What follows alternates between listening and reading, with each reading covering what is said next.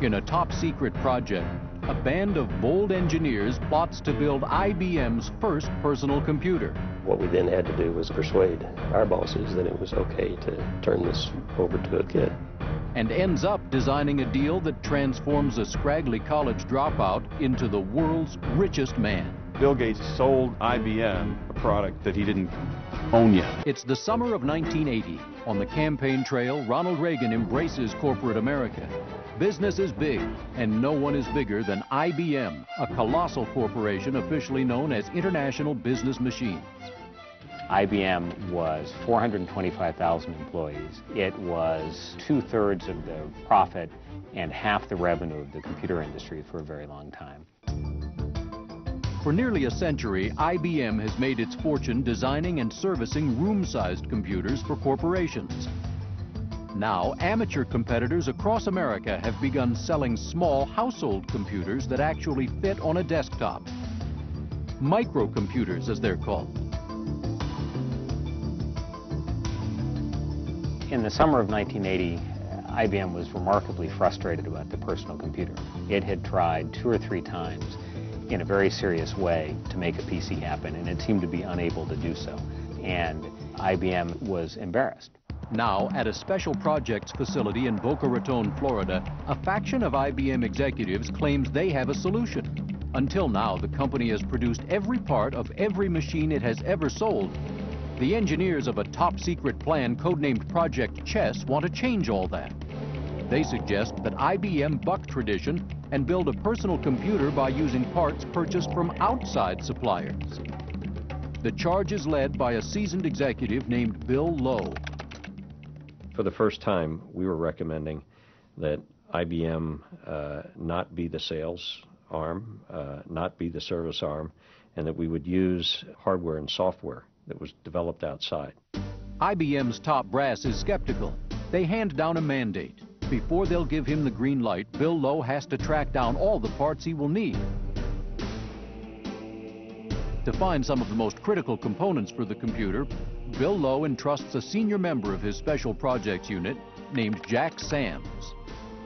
We called a task force meeting on a Sunday, as I recall. Got 13 of us together and said, we've got 30 days to put a plan together to do everything that had to be done to develop and test a complete system. But word on the street is that the best man to help Big Blue and Jack Sams get their computer parts isn't exactly corporate material.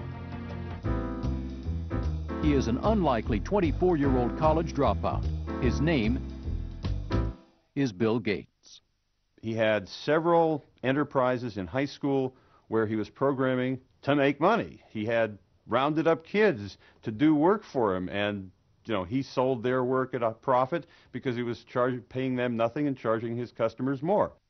5 years earlier, in 1975, Gates had created a software development company with a friend from junior high school named Paul Allen. They called their company Microsoft. Now, in 1980, the company has grown to about 30 employees, including marketing manager Mark Ursino. I was totally impressed with the fact that he could talk about anything, that you could almost feel him listening to you and analyzing what you were saying and assessing you, how do you match up in the Brights department. Another one of Microsoft's earliest employees is a former NASA computer engineer. 10 years older than his co-workers, he holds advanced degrees in mathematics and astrophysics. His name is Bob O'Rear. 35-year-old O'Rear had to acclimate quickly to Microsoft's relaxed environment. We wore whatever, whether it was Bermuda shorts or workout. Nobody wore a tie. It was extremely casual. Bunch of young, single guys writing software, basically, like a fraternity. Bill Gates' frat house is in a Seattle suburb called Bellevue. He and his band work inside this bank building across from a strip mall. It's about as far away from corporate America as you can get. Our bookkeeper did books on the floor in bare feet and was keeping receipts and stuff in shoe boxes. Now, 51-year-old Jack Sams of IBM, the largest computer company on the planet, is about to place a call to Microsoft. He has been assigned to find 2 pieces of engineering software so IBM can build its dream machine. The first piece is the electronic language programmers use to communicate with the computer. The second piece is the brain of the computer, or operating system. It's the engine that lets computer users perform basic tasks. July 21st, 1980. The morning after Sams gets his special assignment, he telephones Bill Gates to see if Big Blue can pay a visit. The phone call Jack Sams made, it was one of the seminal moments in American corporate history. At that point, IBM had $26 billion in annual revenue, $3.6 billion in profit, and an enormous market value. Microsoft had nothing. July 22nd. Jack Sams and his entourage arrive at 10800 on the corner of 108th and 8th Street in Bellevue. They exit the elevator on the 8th floor and walk into suite 819. They ask for Bill Gates. A young fellow came out of the back hall and said, "Come on back." And I was looking for Mr. Gates when I got to the office. He went around to the back of the desk and sat down. I realized the young man I thought was the office boy was in fact Bill Gates. Sams has strict instructions to reveal as little as possible about IBM's computer plans. His real intention is to size up Gates and Microsoft. He was tense, very focused on what he was saying. It didn't make any difference to him. His necktie was a little crooked. Sams avoids discussing specifics of his project, but he gathers that Microsoft can supply its electronic language. It also sounds like Microsoft can act as a vendor for the operating system. Gates seems like IBM's man. What we then had to do was go back and persuade our bosses that it was okay to turn this over to a kid. August 6th, 1980. 30 days have come and gone. Upon Jack Sams' recommendation, Bill Lowe pitches IBM higher-ups on the idea of creating a microcomputer using parts supplied by Microsoft and other suppliers. Everyone on the corporate management committee hates the project. Frank Carey, chairman of the board, is intrigued by the proposal. He gives Bill Lowe the go-ahead. Lowe, Sams, and Microsoft have 1 year to get a microcomputer built, tested, and into market. In those days, to get a product out the door in IBM with 1 year was really on the outer edge. If Lowe's team can pull this off, IBM can jumpstart a new computer market, reaping billions of dollars in profit. For Bill Gates, the job would be a dream come true. This is the one that could really change everything. What no one knows is that Bill Gates and his band can't do what IBM wants. In fact, the upgraded operating system that Sams thinks Microsoft is pulling together doesn't even exist. August 21st, 1980. A global giant is on a crusade. 1 month after paying his first visit to a fledgling computer company, Jack Sams flies back to Bellevue, Washington. Shortly after 9 a.m. on August 21st, 1980, Sams arrives to meet 24-year-old Bill Gates and his management team. We laid out in detail what we were trying to do, what the hardware was going to look like. We couldn't contain the energy. But the energy is quickly curbed by a major problem. Jack Sams wants to buy 2 computer components from Microsoft. Gates says Sams can have Microsoft's language software with no problem. But the second piece, the brain of the computer called the operating system, is much trickier. There's only one company, Gates suggests, that can provide it. Gates says his friend's company, Digital Research, near Monterey, California, is the only place that can produce IBM's upgraded operating system. Together, Gates and Digital Research's owner, Gary Kildall, can supply the parts IBM needs. Gates calls Kildall on the spot and arranges a meeting with IBM for the next day. As soon as the IBM folks left, Bill went absolutely nuts. We knew that a deal like that with IBM, if they got really serious about pushing their PC, would totally revolutionize what the company looked like. August 22nd. Jack Sams drives south along California's Highway 1 to Pacific Grove to meet with the owners of Digital Research. In this quaint Victorian home, the IBM project hits a huge hurdle. Digital Research won't sign IBM's one-sided non-disclosure agreement without knowing what IBM wants. IBM basically said, I can use anything you can tell me, you can't use anything I tell you. By the way, this meeting never happened. Digital Research refuses to cooperate, forcing the IBM team to leave empty-handed. A desperate Sams calls Bill Gates. We'd assumed we could get this, and our assumption was wrong. If you don't have an operating system for this computer, it's pretty much dead. Without an operating system, Sams tells Gates that Microsoft's deal with IBM is off.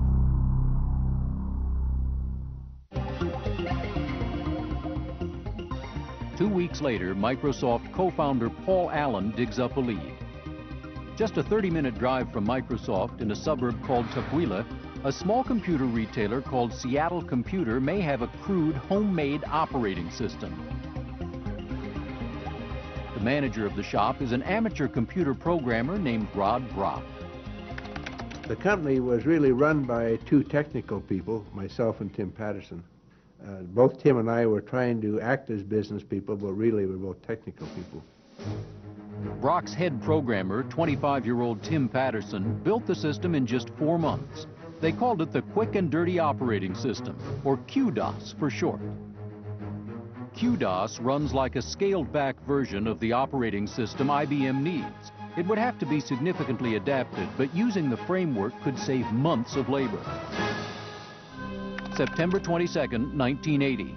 With a mandate for secrecy from IBM, Paul Allen calls Rod Brock and asks if he would ever consider licensing QDOS. Brock says he might let someone use it for about $10,000.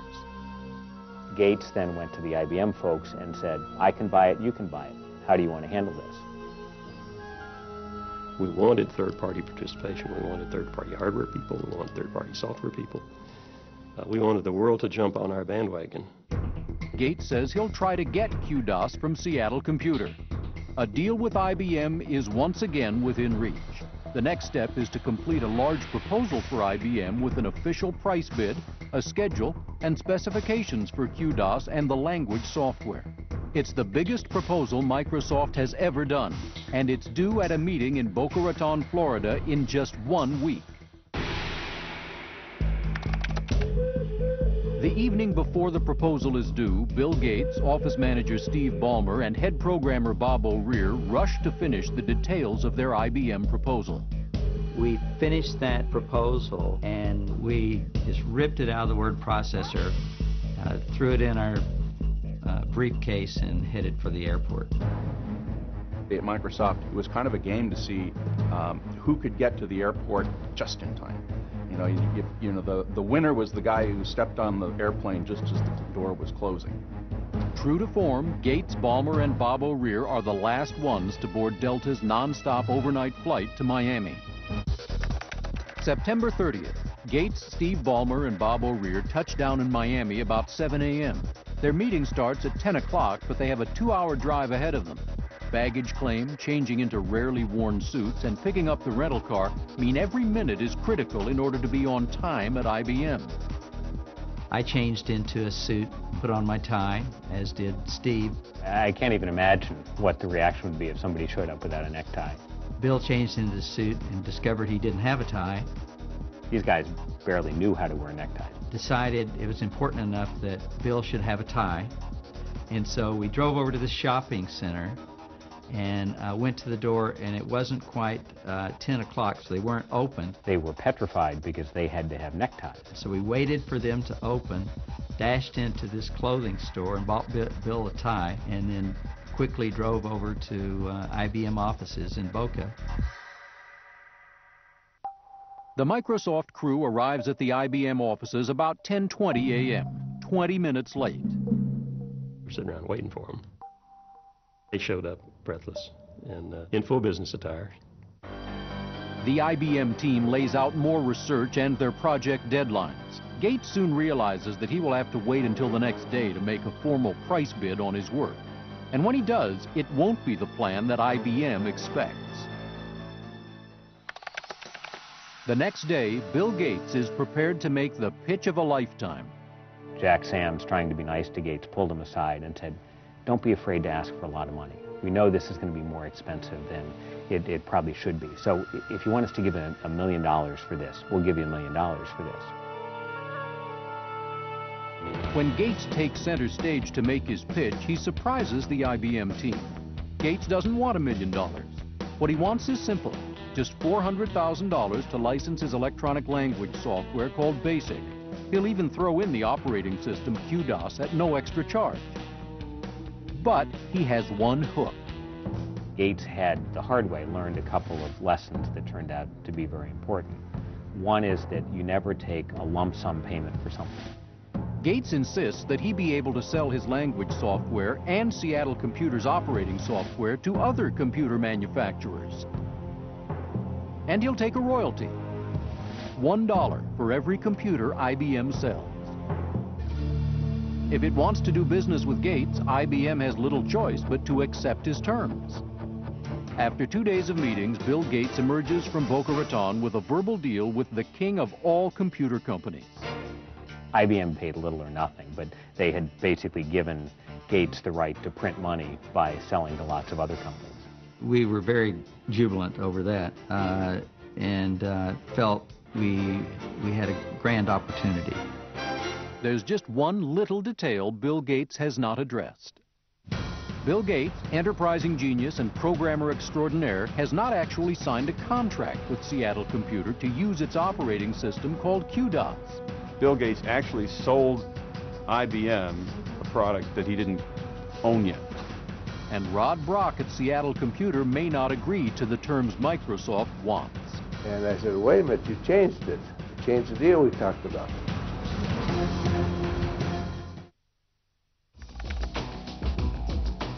November 6, 1980. Bill Gates guarantees in writing that he will provide an operating system on a new microcomputer for IBM, the largest computer corporation in the world. But Gates has a problem. He doesn't actually own the operating system he promised. Microsoft still has to cut a deal with the owner of QDOS, a small computer shop called Seattle Computer. November 10th. Microsoft's Paul Allen is assigned to hash out a deal with Rod Brock at Seattle Computer. As it is now, the companies have a gentleman's agreement. Brock will get a flat fee every time Gates enlists a manufacturer to build computers with QDOS installed. They're willing to pay us $10,000 for each one they signed up.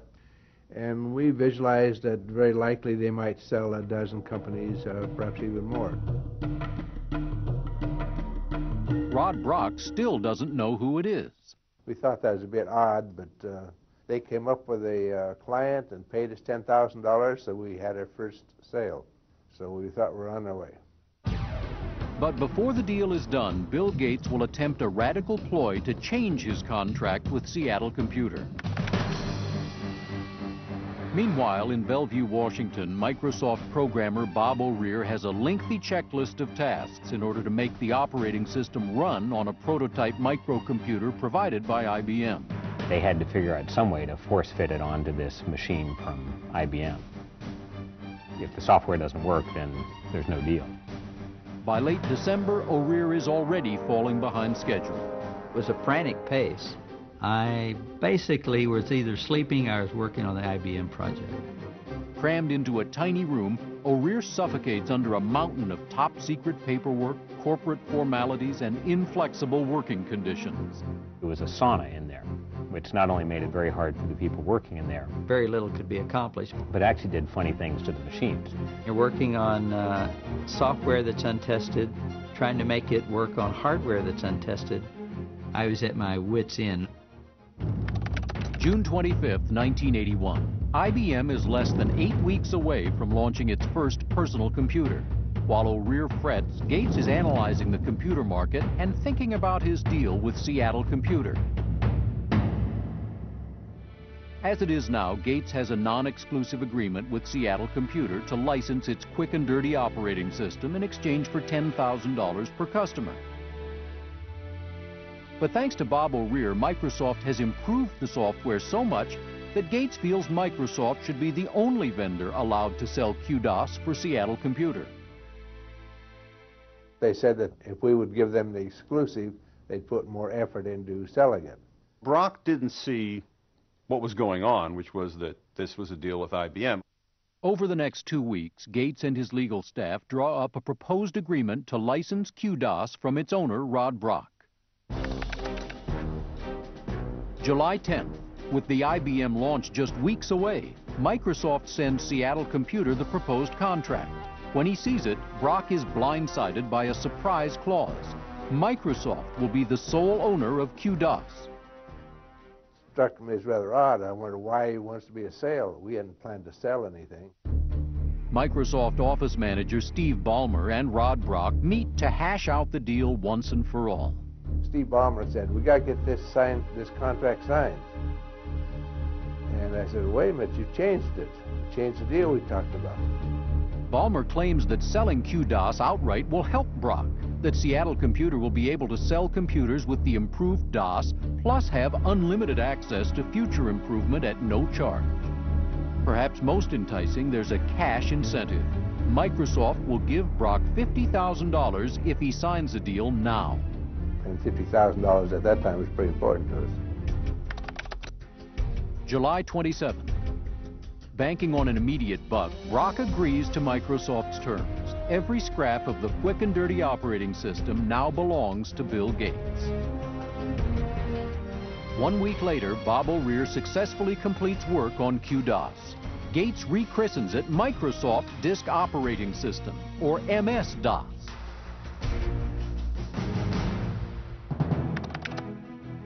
August 12, 1981. Just 2 weeks after Gates signed his deal for DOS, IBM launched its first personal computer. No one expected what happened next. Big Blue had only planned to sell 240,000 computers its first year. Customers clamored for more.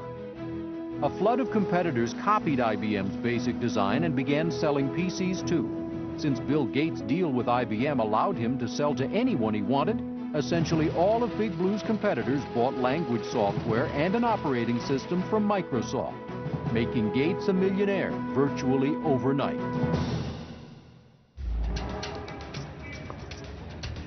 While Bill Gates continues to reign supreme over the computer software industry, the strategy that put him in power offers 3 important insights into deal-making tactics. First, defend your future options. While no one anticipates the real demand for the PC, Big Blue weakens its position in the computer market by not negotiating an exclusive agreement for DOS. At the time, IBM wasn't thinking all that far ahead. The line around IBM was that you don't have big problems in small markets, and they assumed the PC was going to be a small market. Rod Brock of Seattle Computer loses his once-in-a-lifetime opportunity to cash in on DOS when he lets Bill Gates dictate terms that leave him out in the cold, revealing a second principle: never undervalue your assets. I often thought that, gee, I should have tried to get an option for 1% of Microsoft stock. And I probably could have got it. Oh, I wish I'd been a bit smarter. One of the reasons I went back to the university and got a business degree. Lastly, after appropriating DOS, Bill Gates doesn't stop there. He transforms the asset into one of the most lucrative products in the world, a course of action that illustrates lesson number 3. Exploit fate. What transpired not only reshaped the computer industry, but turned Bill Gates into the richest guy in the world and put IBM and Microsoft in a position where instead of having IBM have all the market value, Microsoft now has twice the market value that IBM has. It was a turning point in corporate history. Microsoft's deal for DOS. It was a big deal that transformed a small startup company into a global powerhouse worth more than $200 billion. A big deal that changed forever the way we work, play, and communicate.